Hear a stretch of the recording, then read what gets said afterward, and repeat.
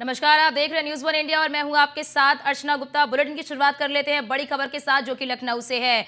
अकबरपुर में लोगों की गुंडागर्दी देखने को मिली। मौके पर पहुंची पुलिस और प्रशासन के आला अधिकारी और पुलिस बल ने स्थिति को नियंत्रण में लिया। अवैध निर्माण करने वाले पर कार्रवाई करने गई थी पुलिस पर पथराव किया गया है। अवैध निर्माण गिराने गई पुलिस पर पथराव किया गया है। डीसीपी रवीना त्यागी समेत भारी पुलिस बल मौके पर मौजूद है। लखनऊ से ये बड़ी खबर आपको बता रहे हैं। अवैध निर्माण पर कार्रवाई करने के लिए पुलिस की टीम वहां पर पहुंची थी, तब पुलिस की टीम पर पथराव किया गया, जिसके बाद भारी पुलिस बल वहां पर मौजूद है और फिलहाल स्थिति को वहां पर नियंत्रित कर लिया गया है। अकबरपुर में लोगों की गुंडागर्दी देखने को मिली। मौके पर पहुंची पुलिस प्रशासन के आला अधिकारी, ये बड़ी खबर आपको बता रहे हैं। पुलिस बल ने स्थिति को नियंत्रित किया है, यानी कि फिलहाल वहां पर जो स्थिति है उसे नियंत्रित कर लिया गया है। अवैध निर्माण करने वाले पर कार्रवाई करने के लिए पुलिस पहुंची थी, तभी पथराव किया गया पुलिस के ऊपर। अवैध निर्माण गिराने गई पुलिस पर पथराव किया गया। डीसीपी रवीना त्यागी समेत भारी पुलिस बल मौके पर मौजूद है और बड़ी खबर आपको ये बता दें कि फिलहाल स्थिति को नियंत्रित कर लिया गया है। तो अवैध निर्माण पर आला अधिकारी पहुंचे थे। अवैध निर्माण को लेकर वहां पर जिस तरह से वहां पर अवैध निर्माण किया गया था, अवैध निर्माण को लेकर कार्रवाई करने के लिए वहां पर पुलिस बल पहुंची थी, तभी इस पुलिस बल पर पथराव किया गया, जिसके बाद वहां पर मौके पर जो आला अधिकारी हैं वो फिलहाल पहुंच गए हैं और स्थिति को नियंत्रित कर लिया गया है। अवैध निर्माण गिराने गई पुलिस पर यह पथराव किया गया है।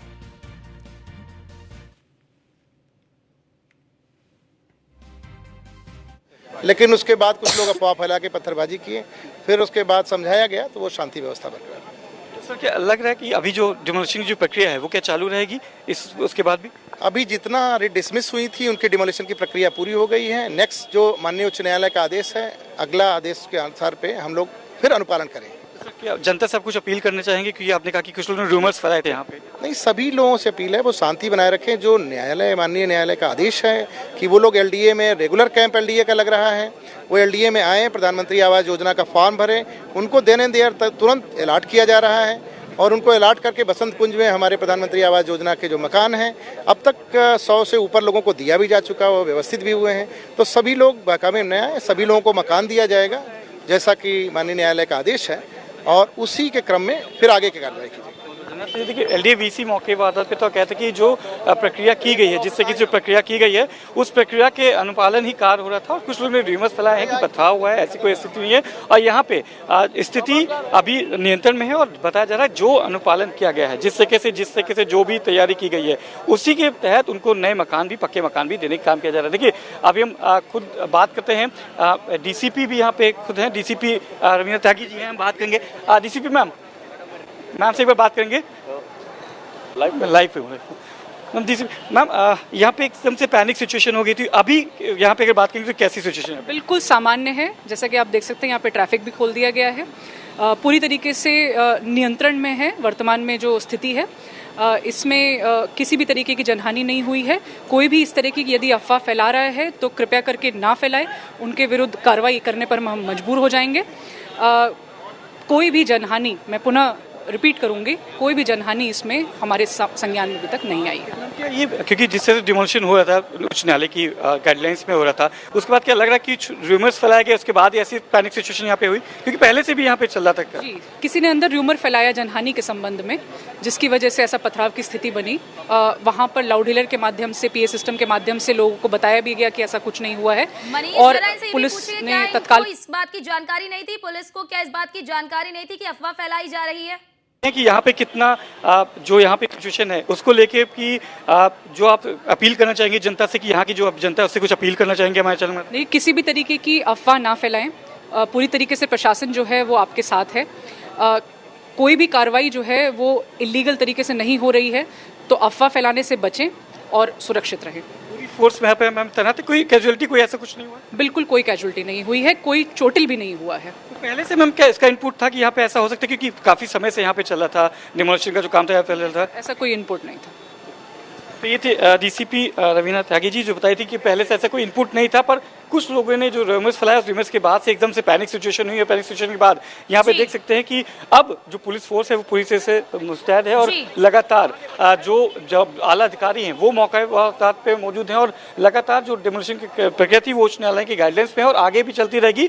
ये अपील की गई है कि जो भी लोग हैं वो किसी रूमर्स में ना आए, जो प्रक्रिया चल रही है उस प्रक्रिया को चलते रहने दें। तो निश्चित तौर से शुरू में जो हमने तस्वीरें देखी थी उसमें जरूर पत्थरबाजी की तस्वीरें आई थी, उसमें पर जो सिचुएशन है अभी सिचुएशन अंडर कंट्रोल है। यहाँ पे कोई किसी को चोट नहीं लगी, कोई कैजुअलिटी अभी तक ऑन रिकॉर्ड। जी बिल्कुल मनीष, बिल्कुल बिल्कुल मनीष, जरा ये भी जानकारी साझा करिए क्योंकि वहां पर भारी मात्रा में पुलिस बल जो है कि वो तैनात है, तो जरा ये भी जानकारी साझा करिए कि कितने लोग पथराव कर रहे थे, क्या उन्हें गिरफ्तार किया गया है या संदिग्ध मानकर उन्हें गिरफ्तार किया गया, उनसे कोई पूछताछ की गई है?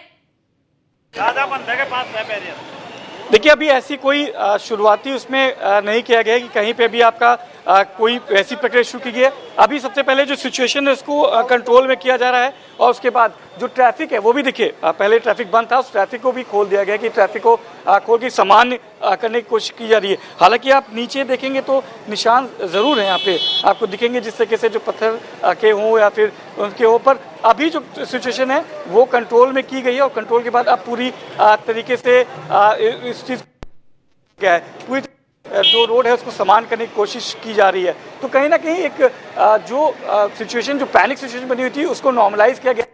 पहले पुलिस का यही काम होता है कि जो सिचुएशन जैसे बनी हो उसको पैनिक ना होने दे, उस पर कहीं उसको पहले उसको रोका जाए, उसके बाद अब बाकी की जो कार्रवाई है उस पर शायद तैयारी की जाएगी। जो लोग जिन्होंने रेमोस फैलाए हैं उनके खिलाफ भी कार्रवाई की जाएगी। फिलहाल जो पहली प्राथमिकता होती है वो प्राथमिकता होती है कि वहाँ का जो आसपास का जो जनमानस है उसको कैसे शांत किया जाए, वहाँ के माहौल को कैसे शांत किया जाए, स्थिति तनावपूर्ण होती है उसको कैसे शांतिपूर्वक लाई जाए, और उसमें शायद उत्तर प्रदेश की लखनऊ पुलिस कामयाब दिखती हुई नजर आ रही है। आप देख सकते हैं कि जो ट्रैफिक है वो पूरा खोल दिया गया है और फिर से जो ट्रैफिक का आवागमन है वो पूरा कर दिया गया। हालांकि पुलिस दिखाऊंगा कि जो पुलिस फोर्स है वो पूरी तरीके से लगी हुई है और यहाँ पे जो पुलिस के आला अधिकारी हैं वो भी मौके पे यहाँ पे मौजूद है और लगातार अपनी जो कार्रवाई है उसको भी करते हुए नजर आ रहे हैं। जी मनीष, क्या इस अवैध निर्माण को गिराने के लिए पुलिस की टीम, प्रशासन की टीम वहां पर पहुंची थी और लगभग कितने अवैध वहां पर निर्माण है?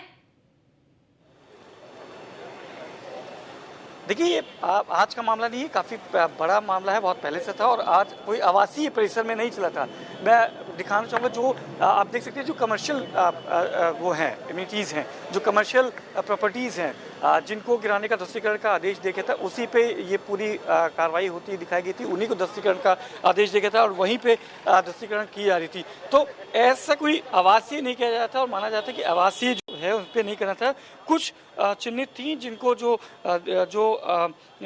कह सकते हैं उसको जो आपकी कमर्शियल प्रॉपर्टीज है उनको गिराने का यहाँ का ध्वस्तीकरण का काम चलता। आवासीय पे अभी रोक लगी थी, उसमें याचिका दाखिल की थी तो उस पर कहीं ना कहीं कुछ समय के लिए रोक लगी थी, पर जो कमर्शियल है उसको गिराने की तैयारी की गई थी, उसको ही कार्य चला था। और यहाँ पे पर्याप्त बल में पुलिस बल भी थी, जो हमने फुटेज देखी है उसमें पुलिस बल भी आपको यहाँ पे दिख रहे हैं। पुलिस बल के साथ ही साथ जो टीम थी, एलडीए की टीम थी वो भी यहाँ थी, नगर निगम की टीम थी वो भी यहाँ मौजूद थी। बताया जाए जिससे कि डेमोलिशन होता है उस पर कहीं ना कहीं कुछ शरारती तत्वों ने यहाँ पे एक रूमर फैलाया। रूमर के बाद अब यहाँ पे जो स्थिति हुई थी, जो पत्थरबाजी की स्थिति हुई थी, उसके भी आप निशान देख सकते हैं कि कांच के शीशे टूटे पड़े हुए हैं, पत्थर आपको रोड पे दिखाई देंगे कि रोड पे पत्थर पड़े हुए हैं, बॉटल्स पड़ी हुई हैं, काफ़ी तादाद में आपको पत्थर और शीशे आपको टूटे हुए यहाँ पे दिखाई दे रहे होंगे।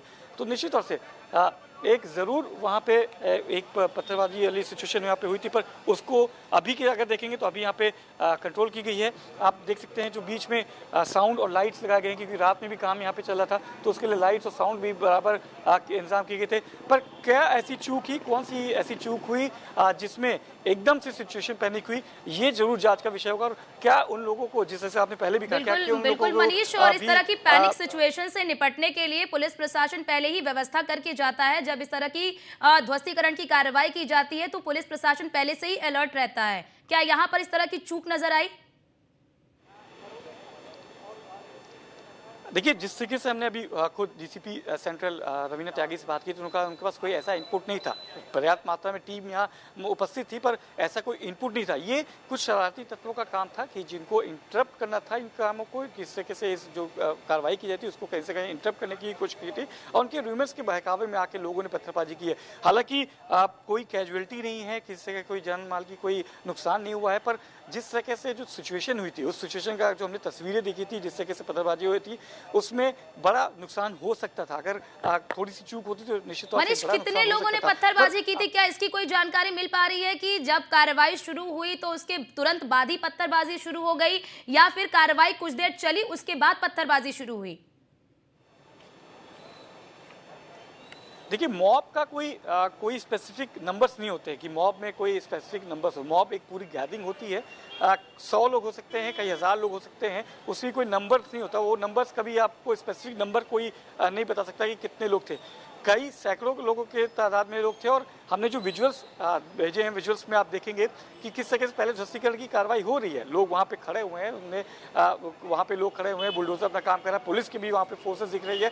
पर जिसके बाद एकदम से क्या होता है, कुछ लोग बताते हैं कि बिल्डिंग का ध्वस्तीकरण का काम होता है, उसमें गिर जाती है, उसके लोग दब जाते हैं, उसके बाद सिचुएशन पैनिक होती है कि जो लोग थे कुछ लोग उसकी चपेट में आए ध्वस्तीकरण के, उसके बाद ये रूमर फैलता है, उसके बाद कार्रवाई की जाती है, उसके बाद पत्थरबाजी शुरू होती है। फिर आला अधिकारियों को सूचित किया जाता है, आला अधिकारी यहाँ पे आते हैं और पुलिस थोड़ा सा बल प्रयोग करके उनको उस सिचुएशन को नॉर्मलाइज करती है। और अब की अगर स्थिति कहें तो अब तो बहुत ज़्यादा स्थिति नॉर्मलाइज लग रही है, पर क्योंकि ऐसी सिचुएशन हमने पहले भी देखी है, कानपुर में भी हमने देखा है और तमाम जगह ध्वस्तीकरण के जो काम होते थे प्रयागराज के बाद देखा है, तो ऐसी सिचुएशन में लोग बीच बीच में जरूर निकल के आते हैं। क्या वहाँ यहाँ पे एक बार फिर से ऐसी सिचुएशन हो सकती है? उसके लिए अगर बात करेंगे तो उसके लिए जो पुलिस फोर्सेस हैं वो यहाँ पे तैनात हैं और माना जा रहा है कि अभी की जो अगर बात करेंगे वो ज़रूर आपको दिख रही है नॉर्मल, पर चूक ज़रूर है, चूक इनपुट की, इंटेल की ज़रूर होगी, क्योंकि इतना बड़ा अगर ध्वस्तीकरण का काम चल रहा है उसके बीच में अगर कहीं चूक नहीं हुई है तो ये कहना गलत होगा। ये चूक ज़रूर हुई है यहाँ पे और इस चूक की वजह से ही जो इतना बड़ा पथराव या कहें पुलिस को बल प्रयोग करना पड़ा, ये ज़रूर एक चूक है और उसकी अगर जब जाँच होगी, निश्चित तौर से इसकी जाँच होगी तो जाँच में ज़रूर निकल के आएगा। हालाँकि अभी जो प्राइमा फेसी से जब हमने बात की तो उनका कहना है कि कोई इंटेल नहीं था, कोई ऐसी बात नहीं थी, बट एक रूमर्स के बाद ऐसी सिचुएशन, पैनिक सिचुएशन हो गई। पर जब इतना बड़ा ध्वस्तीकरण का कोई क्या रूमर्स फैलाई गई थी और क्या ये रूमर्स जो है, ये जो अफवाह जो है वो क्या सोशल मीडिया के जरिए फैलाई गई थी? देखिए, ये अभी क्योंकि माउथ टू माउथ होता है, क्योंकि लोग वहाँ पे गैदर थे और उनके बाद जो वहाँ पे सिचुएशन पैनिक हुई थी, कहा गया था जो ध्वस्तीकरण की प्रक्रिया चल रही थी उसके बीच में कुछ लोग चोटिल हो गए हैं, कुछ लोग घायल हो गए हैं, कुछ लोगों को चोट आई है। इसको लेके जान माल की जो खबरें आई थी उनको लेके लोग के अंदर गुस्सा था।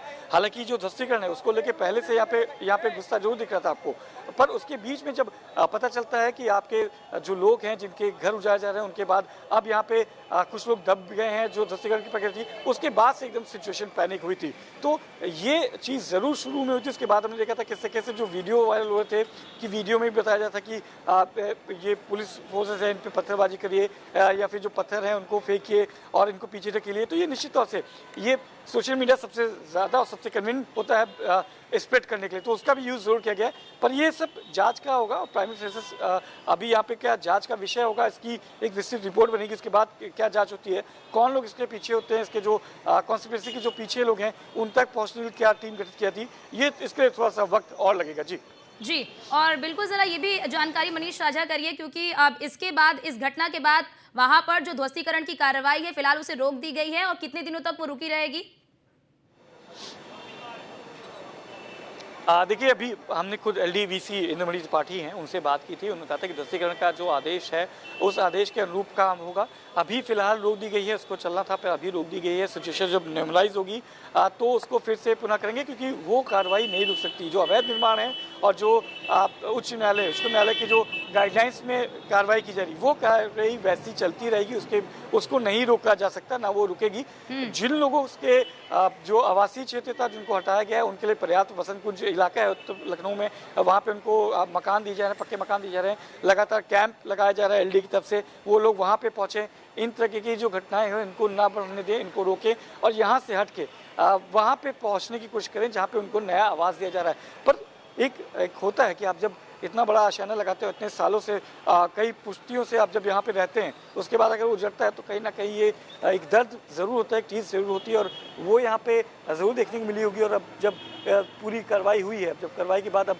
स्थिति देख सकते हैं, तो जो आला अधिकारी हैं वो भी यहाँ पे मौके पे आपको जाते हुए नज़र आ रहे होंगे। सिविल ड्रेस में भी पुलिस फोर्स है, जो पीएसी है, या कहें कि जो एलडी के प्रवर्तन दल है, वो भी यहाँ पे आपको जी। दिख रहा होगा। मनीष, इस तो पत्थरबाजी में क्या जो, महिलाएं भी कार्रवाई- शामिल थी? जी मनीष, इस पत्थरबाजी में क्या महिलाएं भी शामिल थी? देखिए, जो विजुअल्स हैं उसमें ज़रूर महिलाओं का आपको आवाज़ सुनाई दे रही है। महिलाएं ज़रूर यहाँ पे शामिल हुई, क्योंकि जो दस्तीकरण का कार्रवाई चल रही थी, जिस तरह से कार्रवाई चली थी, उसके आसपास जो विजुअल्स दिख रहे थे और जो आवाज़ सुन रहे थे, उसमें ज़रूर महिलाएं भी इसमें शामिल थी। आवाज़ जो विजुअल था उसमें, पर पत्थरबाजी की है कि नहीं की है, ये अभी क्योंकि उसके कोई फौरी तौर पे कोई सबूत हमारे पास नहीं है, तो इसलिए हम उसको कोर्ट नहीं कर सकते हैं। बट क्योंकि आवाज़ें आ रही हैं, महिलाओं की भी हैं, विजुअल्स में भी महिलाएं दिख रही हैं, तो इससे इनकार नहीं किया जा सकता कि वहाँ पे पत्थरबाजी में महिलाएं शामिल रही होंगी कि नहीं होंगी। ये सब जांच का विषय है, और जैसे जैसे समय और बीतेगा और जैसे जैसे बिल्कुल मनीष, जरा ये भी जानकारी साझा करिए, जैसा कि आप वहां पर दिखा भी रहे हैं इस वक्त और आप बता भी रहे हैं कि जो ध्वस्तीकरण का काम है वो कमर्शियल जगहों पर किया जा रहा है, जो कि कमर्शियल अवैध निर्माण है उन पर किया जा रहा है। और जब आप डीसीपी से बातचीत भी कर रहे थे तो उस दौरान भी उन्होंने कहा कि जो घर चिन्हित किए गए हैं उन्हें मुआवजा दिया जाएगा। तो क्या लोगों को वहां से शिफ्ट किया जा चुका है? कितने घरों को चिन्हित किया गया है? इसके बारे में भी जरा जानकारी साझा करिए।